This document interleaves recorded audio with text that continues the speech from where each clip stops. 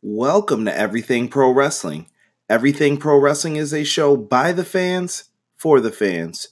And I am your host, Conrad Cushman, and we are here today with a retro review of WCW World War III 1997.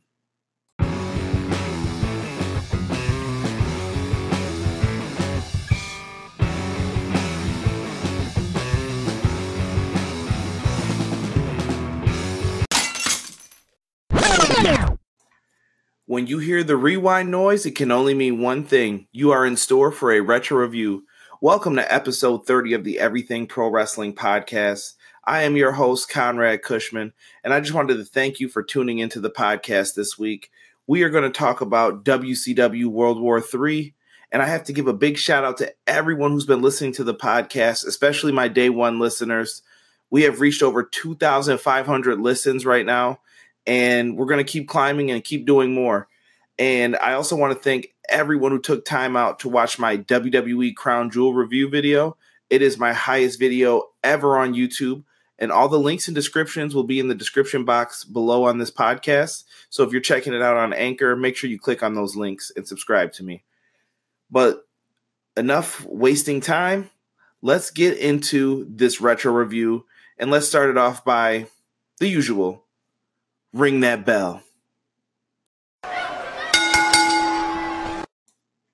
All right, guys. We have WCW World War III. It's taking place in Auburn Hills, Michigan. The arena is the Palace of Auburn Hills, and they are promoting this event huge. It looks like the winner's going to get a title shot at Super Brawl 8 is what is said in the beginning of the broadcast. It kind of changes later on, and then they kind of make mention that they'll get a title shot after Starrcade. So we're going to have to wait and see what happens with that in future retro reviews.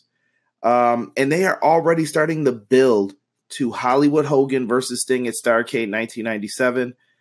And as you guys know, if you've been following the pattern, obviously next month I'm going to do a review of Starrcade 1997. And I think, in my personal opinion, this is the biggest event that WCW had to build up to. And I remember the promo packages and everything about the event. So to me, it's kind of a big deal, and that's why I wanted to review the year of 1997, and we'll go back and look at that entire card and go through it. But for now, let's focus on WCW World War III. In our first match, we have Glacier and Ernest the Cat Miller versus the Faces of Fear, a.k.a. Ming and Barbarian. This match, guys, for an opener, I did not like it. I didn't feel it had the people up out of their seats. I think I would have started with a cruiserweight match, and there was another one on here that I think you could have put in this place. But it was hard hitting. There were a lot of awkward karate moves. You could tell that a lot of the kicks Glacier and Ernest Miller were throwing, they weren't trying to connect with, and their wrestling skills weren't too sharp in the match from what I noticed. And I'm not saying it's easy, but it was just too awkward and clunky for the beginning of the match. But I did like the brawling between both teams. In the end, Ernest the Cat Miller is pinned by the Tongan Death Grip from Ming. Always loved that move. Boo, boo, boo. And Ming ends up getting the victory for his team in the Faces of Fear. Overall, I give it a grade of a C. So our next match is going to be for the WCW Television title. We have Disco Inferno versus the newly crowned champ, Saturn. Saturn does have Raven and his flock around the ringside area, and I don't have a lot of notes for this match.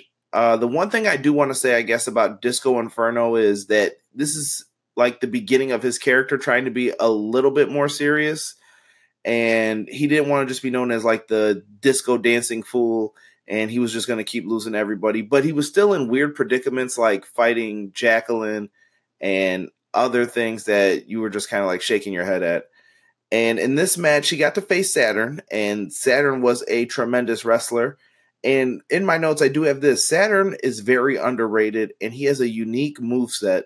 But in the end, I know Disco Inferno, this is when he was doing the Stone Cold Stunner, and he was calling it the Chart Buster. Saturn ends up picking up the victory with the Rings of Saturn. It was an okay match. I just felt like Saturn didn't have anyone to really work with the unique moveset with that could have made it a better match. And drove Saturn to perform better. So overall, another C match here. And it was decent, but I think there's a lot of storytelling with Raven and the Flock, which you'll hear in another match coming up on this review. Match number 3. We have Yuji Nagata with Sonny Ono versus the Ultimo Dragon in a grudge match. If Ultimo Dragon wins, he gets 5 minutes alone in the ring with Sonny Ono. Yeah, again. So, I guess in the first match they had at Halloween Havoc, I believe I mentioned it on the review. If not, check it out, the past Halloween Havoc one. But Ultimo Dragon supposedly had bone chips in his arm. He was hurt. That's why he lost. In this match, he's healthy again, but he's too focused on Sonny Ono throughout the match. He goes to the outside to try to suplex him. Sonny Ono gives some clear kicks to Ultimo Dragon that I know the referee saw, but whatever, they play it off. And he's very focused on him throughout the match. The finish for this match, very weak. Yuji Nagata ends up using Sonny Ono for leverage, who was on the apron. And when Ultimo was trying to slam him, Yuji Nagata pushed off of Sonny Ono, got a pinfall, and 1, 2, 3, that's it. Yuji Nagata picks up the win, and Ultimo Dragon still has not gotten his revenge on Sonny Ono. Overall grade, a C. Decent match, just weak finish. Expected more out of both of them, but maybe at Starrcade we'll get to see a proper finish to this feud. The next match we're going to talk about is for the WCW Tag Team titles. We have the Steiner brothers, managed by Ted DiBiase. Still, to me, always weird to see that and say that. Versus the Blue Bloods, which was Steve Regal and Dave Taylor. This match had wrestling in it. Lots of good chain wrestling, hard hitting. And when I say chain wrestling, nothing too deep, but it's what you expect out of Regal during this time. Same with Dave Taylor. Good back and forth match for the most part. I never had any doubt that the Steiner brothers were losing this, though. You had Regal and Dave Taylor bumping around for them. They were taking the Steiner lines, the belly-to-bellies, the suplexes, all the usual bumps. In this match, though, it was just, I don't know, it was just there. There was some good, though. It was better than the previous matches that we've talked about on this card so far, but not too much better. In the end, the Steiners win with the Steiner Bulldog. Off the top rope, Rick Steiner hits Regal with the Bulldog. 1, 2, 3. Match was a C+. Decent, once again. But the Steiner brothers are in tremendous shape, and they are carrying the tag division right now in WCW, so kudos to both of them for this match. As we transition into our next segment here, we have J.J. Dillon on the ramp talking to Mean Gene Okerlund. Now, basically, J.J. Dillon's on the ramp talking about Raven and saying Raven has one last chance to sign a contract with World Championship Wrestling. Raven has been given plenty of microphone time, on-air time, screen time, matches, and everything else, and he needs to sign a contract if he wants to stay in WCW. Okay. Well, Raven has a match coming up, so I guess that will all be decided on the next Monday Nitro. This is a no DQ match with Raven versus Scotty Riggs. I guess 3 weeks prior on Monday Night Nitro, Raven dropped toehold Scotty Riggs on top of a chair, and it caused an eye injury. An eye injury that Scotty Riggs always said was legitimate as well. This match has pretty good storytelling in it, actually. That was one of the things that I did like about the Raven character at this time. So Riggs comes out sporting an eye patch due to the drop toe hold on the chair, and he comes out ready to fight Raven and the Flock, and Kidman comes out, and he's talking on the microphone, and this is when Kidman first really started getting a push, and a small one at that. Riggs jumps out over the top rope, takes out all of the Flock, and wants to fight Raven.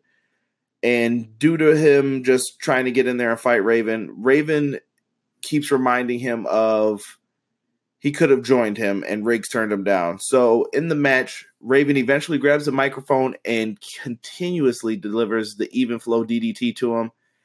And 1, 2, 3, Raven picks up the win. But Van Hammer and the Flock take Scotty Riggs to the back, and nobody knows what happens to him. He is captured by the Flock, and no one knows what's going to happen. Overall, I gave it a grade of a C+ due to the storytelling. That's what bumped it up to the plus range. But overall, I like the Raven character at this time, and I find it hard that some people didn't like it. When you listen to Conrad Thompson and Eric Bischoff talk about it, Eric Bischoff was not a fan of the Raven character. And I thought you could have done so much more with this character looking back at it. But we'll save that for another episode when we're talking about Raven a little bit more. On to the next match. Our next match has Goldberg versus Steve McMichael. Now, in this match, Mongo was supposed to face Goldberg, but he comes out to the ring with a pipe in his hand. And he looks like he's ready to brawl. But when they hit Goldberg's music, Goldberg doesn't show up because Goldberg's been laid out by Steve Mongo McMichael. And you could tell because as soon as he talks about go to Goldberg, Tony Schiavone notices that Steve Mongo McMichael has the Super Bowl ring back. The same ring I talked about in the last retro review that he had lost. He got it back and it's around his finger. So Goldberg is taken out. Who's going to fight Mongo? Mongo says he'll challenge anybody. So whoever wants to come out, come get some. Alex Wright with Queen Debra comes out. Decent match. Just what you expected out of them. Pretty basic. But in the end, Steve Mongo McMichael gets the win with a tombstone pile driver. Grade of a C. I don't understand. To me, it's just kind of a lot of rinse and repeat with this storyline. Even from watching pay-per-view to pay-per-view, not too much is changing. So hopefully we get to the bigger payoff. It felt like a lot of these shows for the mid-card matches, at least, the payoffs were going to come on Nitro and not on the pay-per-view. Maybe I'm wrong in my thinking about that, but I don't know. Perfect example of what I just said about the mid-card storylines having more stuff happen on the Nitros than the pay-per-views. As we remember, I reviewed Halloween Havoc. Rey Mysterio won the Cruiserweight Championship, right? Well, now we have another Cruiserweight Championship match. This time it's Rey Mysterio versus Eddie Guerrero once again, but Eddie Guerrero has regained the Cruiserweight title since then. So when you go back and look at this match, not a lot of people are going to talk about this one. The Halloween Havoc one could have probably been match of the year in 1997. It would have been up there. I mean, you had so many great matches that year, but that was probably one of WCW's best matches. With that being said, this is not as smooth as Halloween Havoc. I felt like something was off with Eddie and Rey in this match. I don't know what it was, but it just didn't click as well. Also, when you're doing a follow-up to a match that a lot of people would say is top quality, it's very difficult, and I mean very, very difficult to replicate the same success that you've had with that kind of match.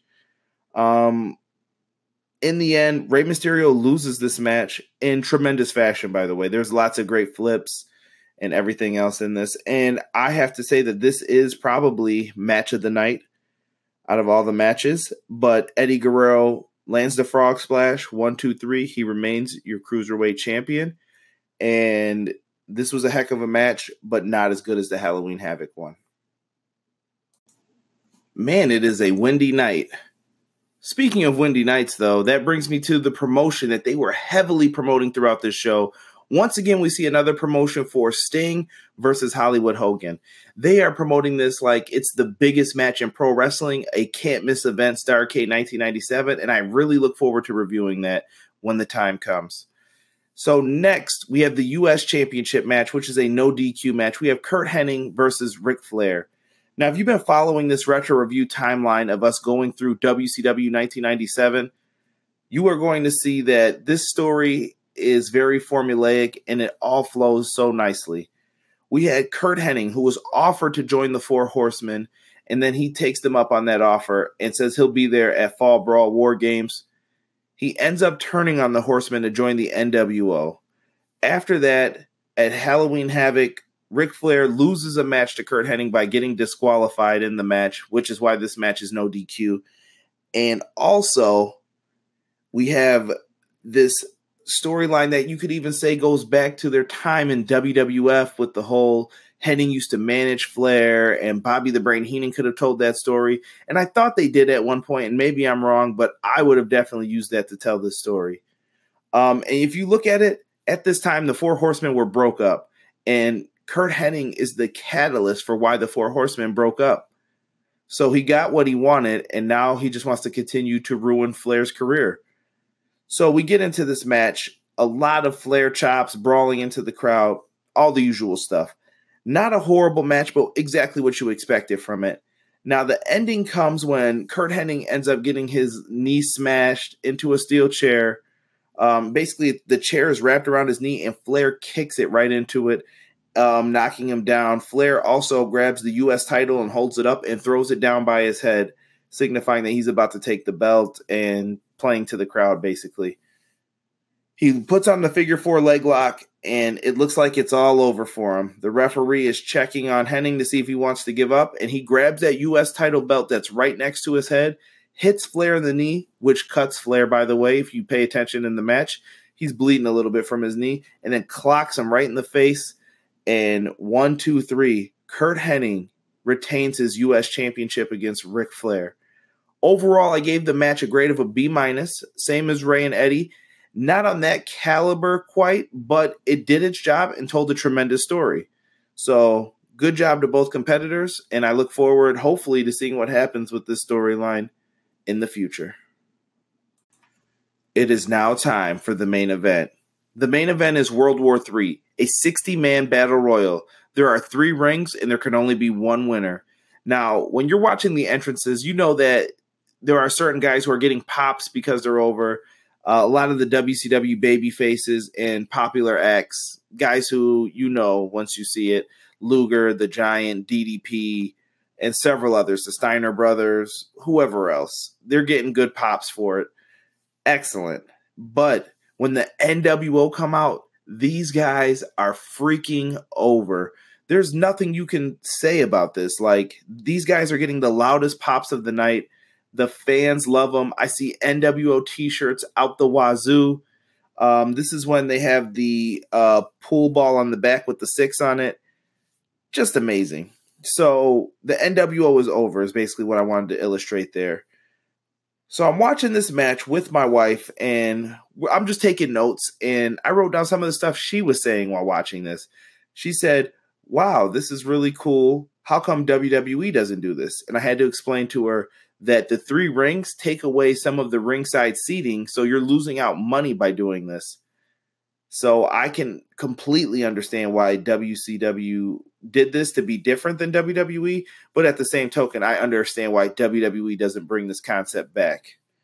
Now, with that being put into perspective, she also said this. She said that this match is crazy to follow because there are 3 rings with 3 cameras, and you're missing out on key things.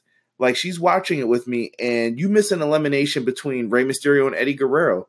You're telling that tremendous story between those 2 competitors throughout the night, and then we miss the elimination because you have it on 3 different camera views for the 3 different rings.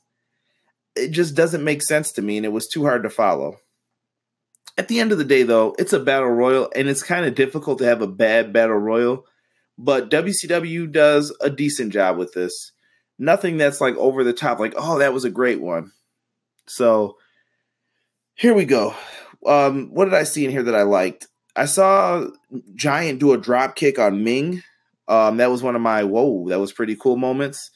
And I did like even at the end with there was a scene where Macho Man was at the top rope trying to elbow drop DDP, and the Giant stood in front of DDP, and the Macho Man spit on him and went to jump to do an axe handle smash, and he gets caught in a bear hug with the Giant.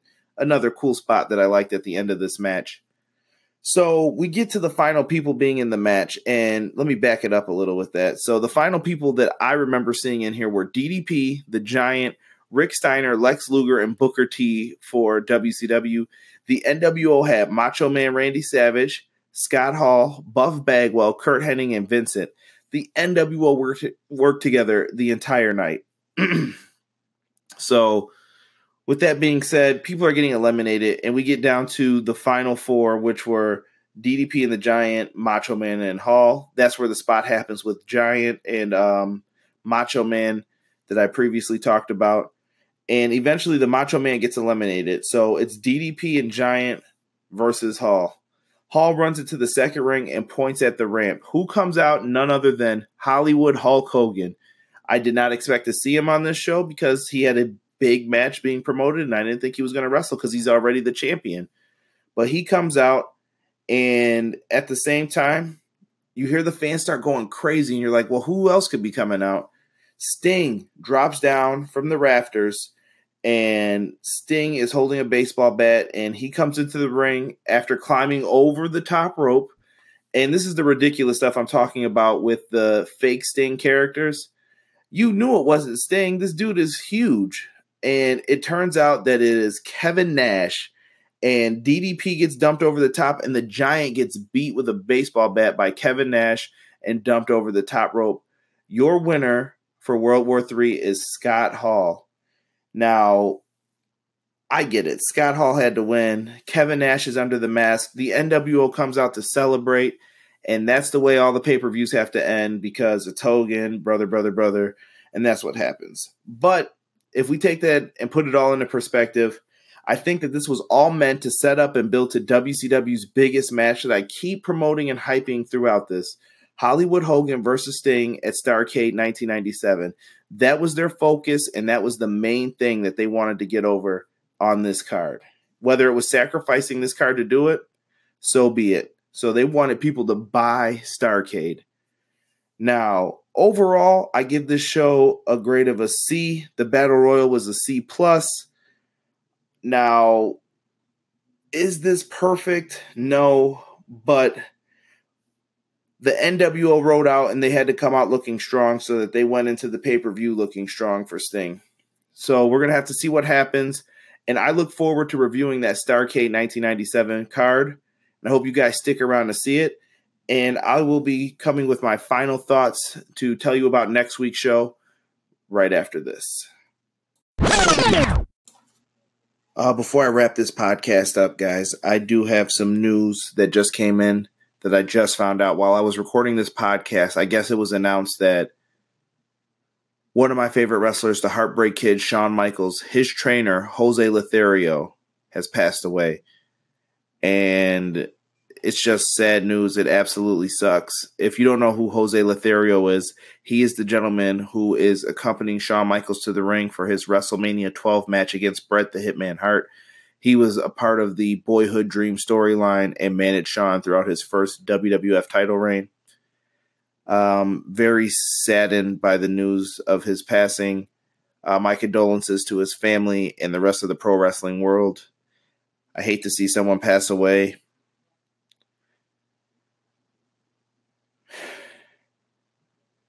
With that being said, guys, tune into the podcast next week.